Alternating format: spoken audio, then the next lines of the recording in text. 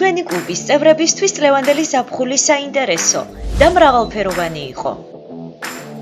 მარათონი მოკლე დისტანციაზე სირბილში, იმაზე აზარტული და მხიარული აღმოჩნდა, ვიდრე წარმოგვედგინა. ძალიან დიდი მადლობა, რომ აწყობთ ასეთ პროექტებს და გვიხალისებთ დღეს. გოგოებში მესამე ადგილი ავიღე. ძალიან კარგი იყო მომეწონა ტურნირი. პირველზე გავედი კი. ბოლოდან. არანაკლებ შთამბეჭდავი გამოდგა სპორტული აქტივობები კარტინგსა და მაგიკის ჩოგბურთში.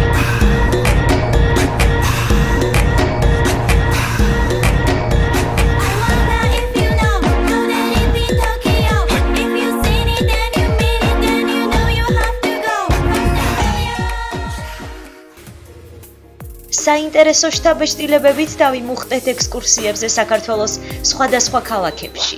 მოვინახულეთ ახლად გახსნილი შუშის ხიდი წალკაში და შთამბეჭდავი დაშბაშის კანიონი.